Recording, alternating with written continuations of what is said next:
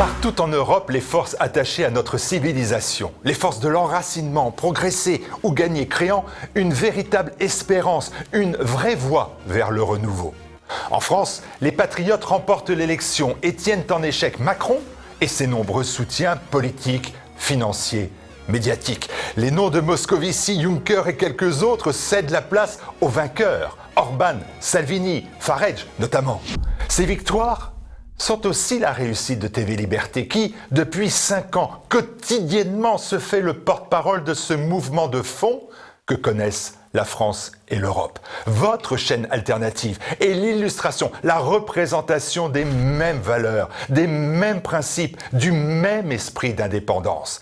Mais l'on ne peut pas se contenter que de ce satisfecit, de ce bel impact. Nous devons tout mettre en œuvre pour nous développer davantage et devenir dès lors incontournables. C'est pour cela que nous lançons dès aujourd'hui une campagne 1+1.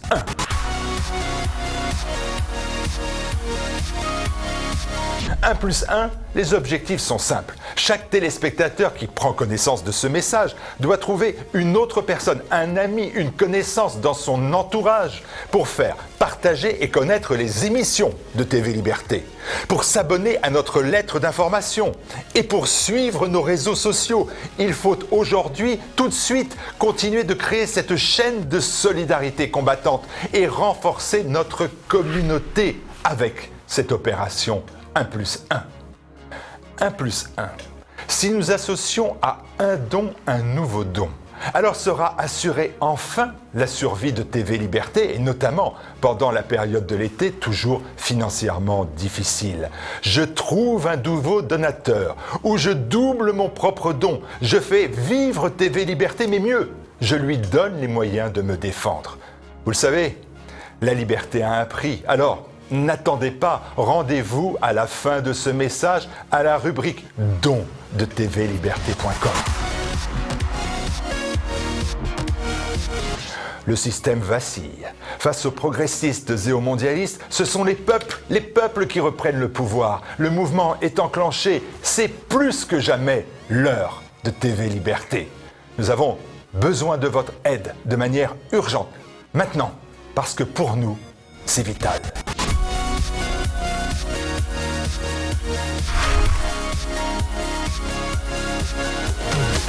Et n'oubliez pas, le prélèvement à la source ne change rien. Votre don donne toujours droit à une réduction de 66% d'impôts.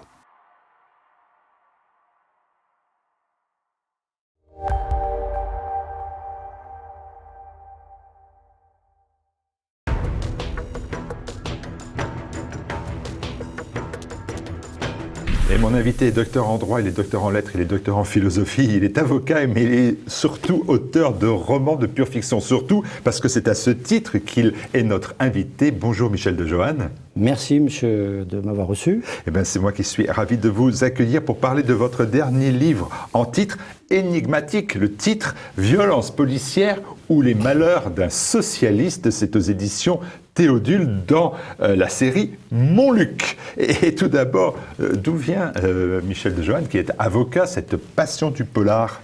Alors, l'expérience professionnelle, le fait de trouver à chaque instant des idées de romances, des idées d'énigmes, et l'avantage de côtoyer les individus, la justice, la police, avec tout ce qu'on apprend, et c'est un métier absolument passionnant. Alors, est-ce que vous êtes marqué, ça c'est aussi une autre question, par des écrivains de polar? Moi, je pense de Guy Descartes en passant par le très politiquement incorrect et regretté ADG. Est-ce que le choix est large? Est-ce que vous vous inspirez d'auteurs de polar en France ou peut-être à l'étranger? Alors, très sincèrement, la seule inspiration que je pourrais avoir, c'est Frédéric Dard. Voilà. Mes romans, il n'y a pas de vulgarité, il n'y a pas de grossièreté, il n'y a pas de sexe torride. Des petites coquineries sans plus qui laissent à chacun le soin d'imaginer ce qu'il a envie d'imaginer. Voilà. Je reste de manière très traditionnelle, un peu à l'ancienne. Je dirais mes romans, c'est souvent des maigrets avec le téléphone portable. On reste dans l'énigme et dans le côté intellectuel de la démarche. Et humoristique. Et humoristique. Alors, parlons du livre. Violence policière ou les malheurs d'un socialiste. Et tout d'abord, son héros, Joseph Lagrève, que l'on suit de sa jeunesse pendant au moins 10 années. Alors, il est socialiste. Et il traverse l'histoire en faisant l'apologie de, je cite, le socialisme libérateur, triomphant et mondialisé. Et tout de suite, je vous dis que c'est peut-être quand même votre héros, une espèce en voie de disparition. Je regarde les dernières élections. Hein. Alors, je n'y suis pour rien. Je tiens à préciser que je ne suis pour rien dans les événements actuels. Le roman a été écrit avant les événements des Gilets jaunes donc, et avant les élections. Donc, il est précurseur par certains côtés, mais c'est tout à fait involontaire. Voilà. Donc, j'ai surtout... je me suis inspiré de 2 affaires vraies, romancées à l'excès, que j'ai mis bout à bout, et de 2 personnages que j'ai fusionnés pour en faire un personnage pris par ses contradictions, à la fois de socialistes et de chrétiens. Voilà. Donc, un homme qui peut exister, mais qui n'existe pas. Alors, qu'est-ce qu'il a de socialiste ? Son environnement, il est né dans le socialisme, il est né dans une ambiance bourgeoise relativement aisée, même très aisée, et il a eu toute l'éducation paternelle, maternelle de cette gauche caviar que l'on connaît à travers les événements, l'actualité et d'autres choses aussi. Alors on n'est pas dans une France du futur, on est dans une France qu'on pourrait imaginer être celle de 2018 ou 2019. Et pourtant cette France-là, elle est soumise, si je reprends d'ailleurs les lettres persanes de Montesquieu que vous citez, à l'abondance des lois. Et alors là, on s'aperçoit que les personnages évoluent au milieu de codes. Il y a un code des migrants, il y a un code de la féminité, enfin tout régit en fait la vie des Français et donc des personnages. Voilà, finalement c'est ce roman, j'ai voulu attirer l'attention pour ceux qui ne le savent pas, mais il y a de moins en moins qui ne le savent pas, sur l'évolution de la société où tout est réglementé et où la liberté disparaît. Donc, les codes, il y en a foison, on ne les connaît même pas tous, et les magistrats eux-mêmes se posent des questions, savoir si ce qu'ils disent est encore vrai le lendemain et s'il ne va pas être modifié par un arrêt de cour de droits de l'homme ou de la cassation dans les jours qui viennent. Donc on est dans un monde d'incertitude juridique et le juriste aujourd'hui est perdu. Qui pouvait imaginer il y a 50 ans l'évolution du droit actuel? C'est absolument fulgurant et impensable. Donc je me suis amusé effectivement à mettre en exergue toutes les anomalies intellectuelles de notre société, où la liberté individuelle et la tyrannie numérique, tout ça fait que l'homme est mal dans sa peau. Il se sent tous les jours contraint, il subit sans arrêt et il est dans une situation de révolte. Donc s'il est riche, il s'en va, s'il est pauvre, il manifeste avec un gilet jaune. Voilà, donc pour résumer, évidemment, il faudrait rentrer un peu dans le détail pour développer, mais mon roman n'est pas un roman politique, il est un roman de réflexion. Un roman de réflexion sur la société actuelle et sur la société en devenir. Donc pour vous, c'est pas une fiction, c'est une réalité, que vous êtes d'accord sur l'idée qu'aujourd'hui, par exemple, il y a la dictature des minorités qui pèse sur l'énorme majorité des Français? Alors il y a une dictature de lobbies qui sont visibles aujourd'hui par tout le monde. Les gens ne le supportent plus et ils n'osent pas en parler. Donc moi j'en parle avec humour. Il n'y a que l'humour qui permet de faire passer un message. Je reviens à votre personnage. Il ne me semble pas avoir pris... Il semble lui aussi qu'il subit... On a vraiment l'impression qu'il n'a pas de prise sur la vie et sur les événements. Il est finalement plus observateur qu'acteur. Est-ce que c'est aussi la vision que vous avez des Français en général?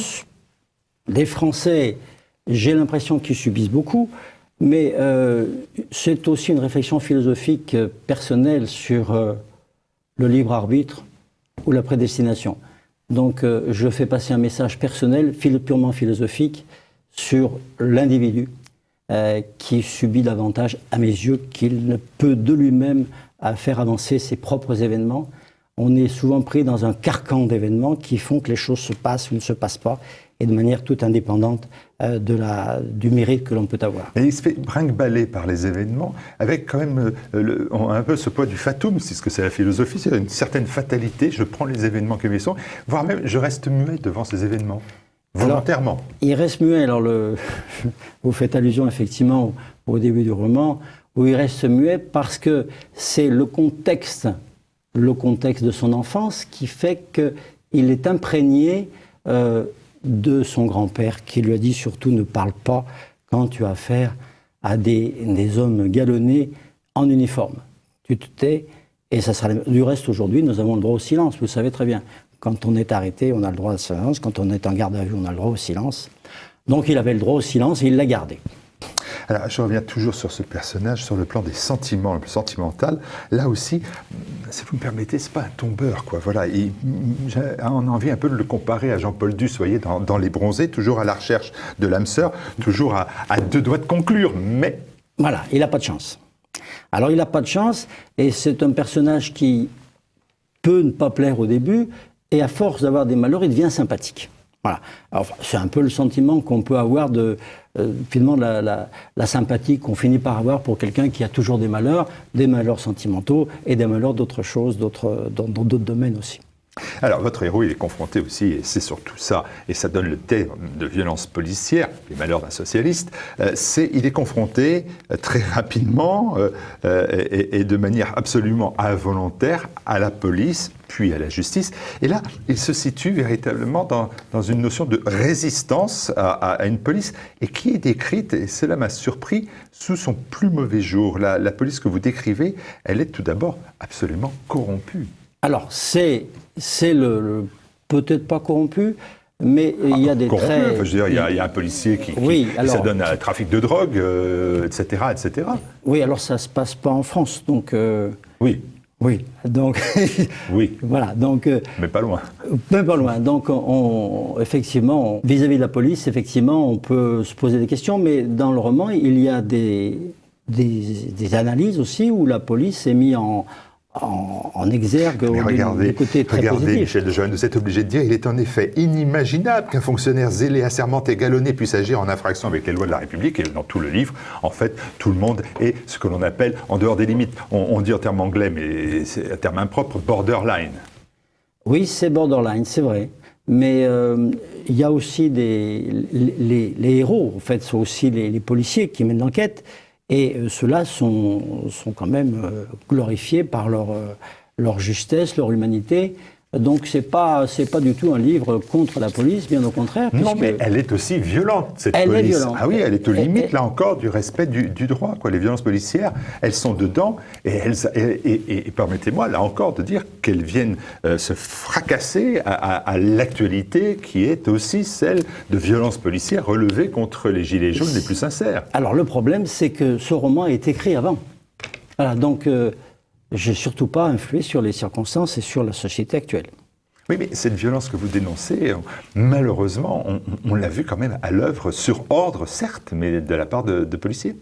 C'est vrai, d'après ce qu'on a entendu dans les médias, effectivement, ce qu'on a pu voir à la télévision, ce qu'on a pu voir sur les...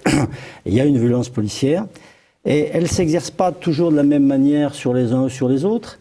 Je pense qu'il y a eu peut-être plus de violence... récemment qu'on a pu trouver de la violence lors des émeutes de banlieue il y a plus d'une dizaine d'années. Donc pourquoi y a-t-il de la violence d'un côté, absence de violence de l'autre ? C'est un point d'interrogation sur lequel, bien sûr, je ne peux pas répondre. Néanmoins, j'insiste sur ce fait, on voit bien dans l'affaire des Gilets jaunes, ce sont des ordres qui sont donnés à la police d'agir. Là, ce n'est pas le cas. Avec votre héros, quand il est pris dans les nasses de la police, on voit des violences, des humiliations qui ne sont pas le fait d'ordre, mais tout simplement qui seraient quasiment intrinsèquement liées à la fonction de policier. Oui, alors là, il y a du roman. Il y a un règlement de compte de l'avocat avec la police. Pas du tout. J'ai voulu faire rire. J'ai voulu aussi amuser. Et le lecteur verra effectivement depuis le début jusqu'à la fin que tout le ton est humoristique. Bon. On n'en dira pas plus. Alors la justice, elle en prend pour son grade. Là, Oui, vous serez oui, d'accord oui, avec absolument, moi. On croise un absolument. juge qui boucle ses dossiers dans l'urgence parce qu'en fait, il n'attend qu'une chose, c'est boucler sa valise pour partir en vacances. Vous n'avez pas rencontré ça, dites-moi, dans votre métier d'avocat? On a vu des choses qui pouvaient être comparables. Voilà. Alors, on ne peut pas rentrer dans le détail de chacun de son expérience d'avocat, mais effectivement, parfois, on a le sentiment que les affaires sont vite bouclées et qu'on ne va pas à fond dans les dossiers. C'est un sentiment personnel, ce n'est qu'une opinion, ce n'est pas une vérité. Ah, c'est un règlement de compte. C'est bien là, on y est. Le règlement de compte, c'est l'avocat qui s'en prend au juge. Écoutez, regardez l'avocat général que vous décrivez dans le livre, qui intervient contre votre héros. D'un seul coup, il sort l'accusation de racisme. Une accusation qui n'est absolument pas fondée, qui n'est pas dans le dossier, et dont vous dites, oh, tout simplement, il a besoin d'avancement. Donc il fait cette accusation de racisme, parce qu'en dénonçant le racisme, bien évidemment, on est mieux vu, et donc on a de l'avancement. Peut-être qu'il obéit aux ordres lui aussi. Donc, c'est le règlement de compte de l'avocat contre tout ce petit monde. Peut-être, oui. Mais encore une fois, cher ami, c'est toujours dans le domaine humoristique. Oui, mais c'est dit. Et les gens, c'est dit, c'est écrit même. Mais il faut le prendre au deuxième degré. Bon. Alors, est-ce que, puisque vous voulez pas dire que c'est un règlement de compte, est-ce que quand même c'est l'exception de ce que vous dénoncez dans la police ou dans la justice, ou est-ce que c'est le comportement normal que vous avez vu en défendant vos clients? C'est l'exception, c'est clair, c'est l'exception, mais c'est en poussant le bouchon très loin qu'on fait passer un message. Parce qu'il se passe parfois des choses qui ne sont pas admissibles.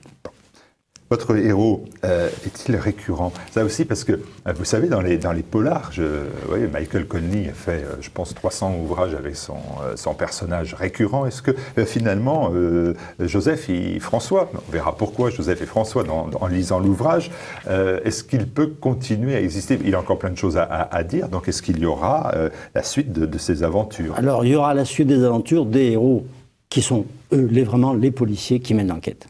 Voilà, mais voilà. Joseph va disparaître alors. Mais je pense qu'il peut disparaître parce que, d'après ce qu'il pense arriver et ce qu'il voit de la France, je pense qu'il n'a pas forcément devant lui un avenir certain, aussi bien sur le plan personnel que politique.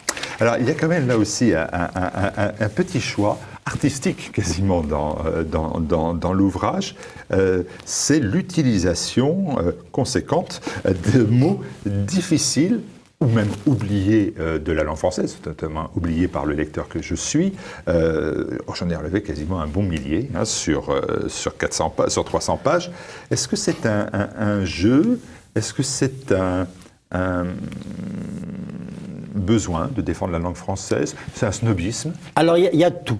C'est aussi une provocation, parce que je suis très franco-français, et je constate de plus en plus que partout on parle anglais, on met des mots anglais borderline, on va d'ailleurs recevoir des messages. Sans savoir ce que ça veut dire, on ne s'y retrouve plus.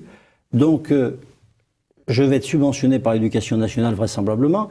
Il y a des mots français qu'on n'utilise pas, et ces mots, souvent, ils condensent une pensée purement anglaise.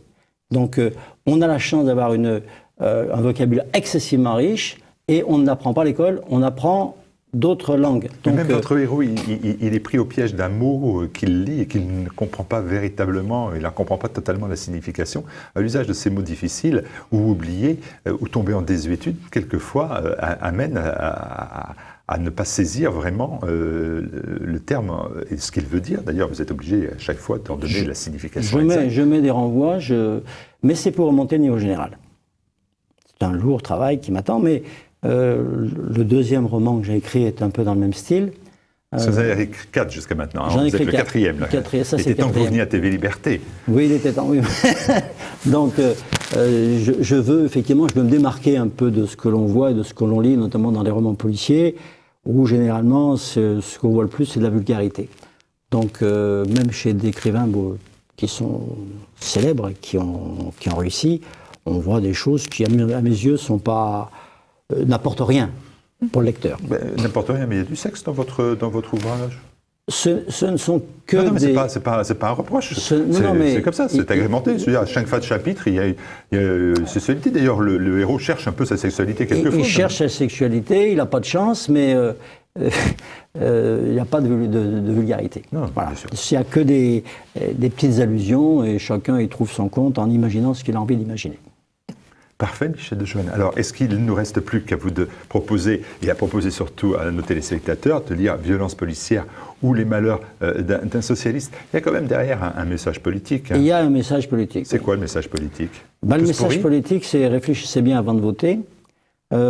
L'évolution que l'on constate aujourd'hui nous laisse penser que les gens réfléchissent de plus en plus, mais n'est-ce pas trop tard?